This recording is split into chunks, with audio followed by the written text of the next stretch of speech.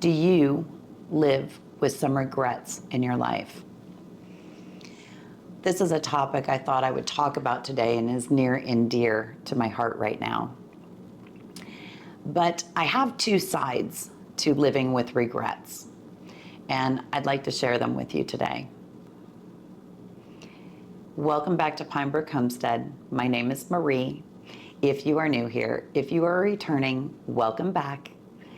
So let's dive into the first part of regret. When we're talking about living with regrets, and we're talking about regrets in the things that we are doing in our life, that is where I say we can't live with regrets. If we were on our deathbed and we were looking back at our life, that's when you don't want to have any regrets. You want to be able to do the things that you've wanted to do in your life, whether it's playing in the ocean or climbing that mountain or starting a garden or changing your career or accomplishing something that you've always wanted to do, starting a new hobby, running a marathon, whatever it is. Those are the things that we don't want to regret. And I think it's important to look at our lives and realize that, one, we're not getting any younger. Two, some of us have bucket lists, some do not. But life is fleeting, and we are not guaranteed for tomorrow. So what we do today, we want to make sure that we have no regrets in. So that is where I say living with no regrets is valid. I wanted to start this channel and come home and help people, and for what leaving my position, I don't regret that at all. At all, not one bit. Things are not always easy and sometimes scary. You know, it's uncomfortable for change. But in the same sense, I have felt more alive than I have in a long time. When it comes, or I should say, the flip side to regret. If we live our lives with no regret towards the people that we love, our friends, relationships, then we're pretty arrogant and we don't have empathy. And that is where I believe having regrets is valid. You know,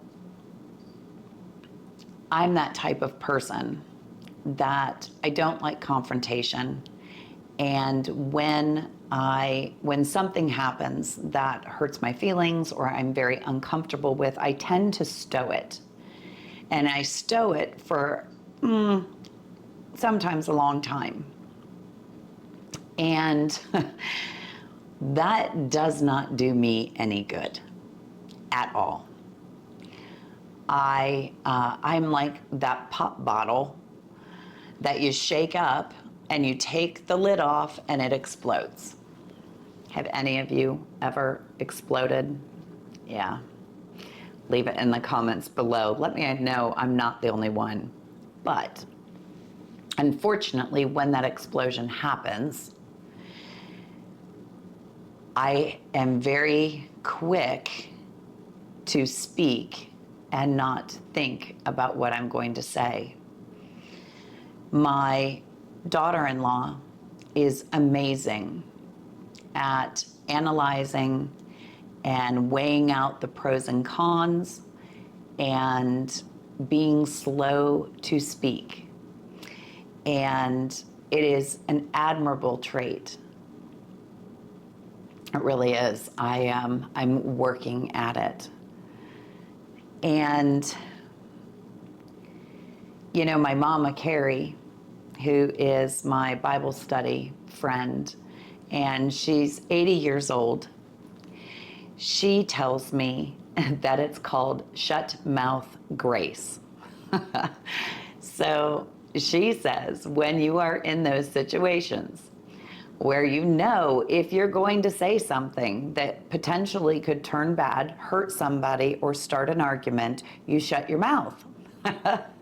I love how her analogies are they're just black and white. Just shut your mouth. Walk away. Go pray about it.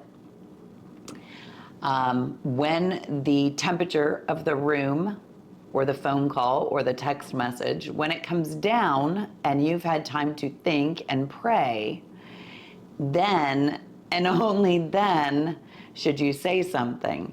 And if you are not hearing what to say, then don't say it at all.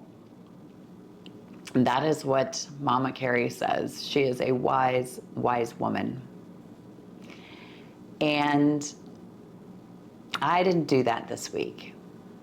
And I regret everything. And it's okay, because through regretting something that has been done or said, you grow. You grow to realize I did that completely wrong. And you learn from it. You learn not to do that again. You learn, maybe you learn to develop better communication skills. You learn to hand things over to God and let them go. I've had many videos on that. This was one thing I had a hard time letting go of. And it was rough. And I hurt the relationship by it, and I regret it. And I will be working through that. I've lifted up the relationship to God, asking for his healing hands. And I am working to grow from this. And the one thing that you can do is always ask for forgiveness. But I think more importantly, sometimes I should have forgave the other party that hurt me.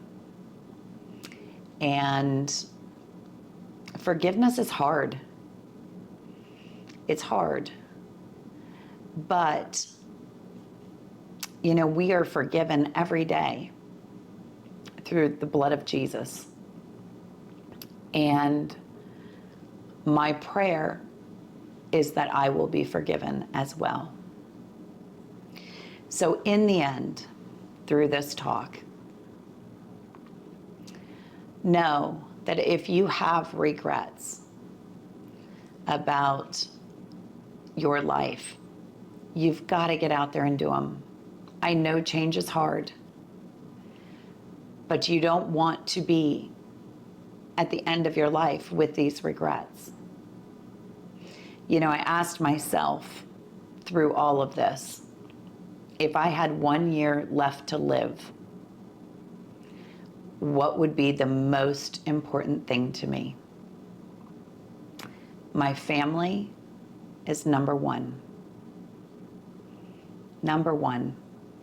Spending more time, more quality time, building these relationships. If I only had 1 year left, that's number one. Number two is just to live life to its fullest, help others. I hope in this channel, this message finds somebody and might help you.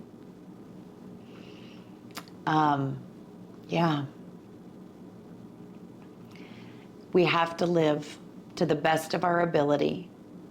So if that 1 year left or that day left comes back, we don't regret. But in the same sense, we cannot be too arrogant to only think of ourselves and not regret the things that we've done wrong or the hurt we've caused. So let me ask one thing from you. If you have advice on dealing with your regrets. Oh, and here's the other thing. We cannot live in self-sabotaging guilt. That's not good for anybody. So if you do have regrets and you feel guilty about them, don't self-sabotage yourself with those. You have to grow, you have to keep going. You have to keep going. That's not healthy either. We can look back, we can learn, we can grow. Don't self-sabotage yourself with guilt. It doesn't do anyone any good. But I ask of you, leave in the comments below maybe some things that you've regretted or that you have overcome your regret, or how you made things better in a relationship, growing from your regret. And if you liked today's video, would you consider subscribing, commenting, and sharing, liking, the whole thing? I thank you for listening today.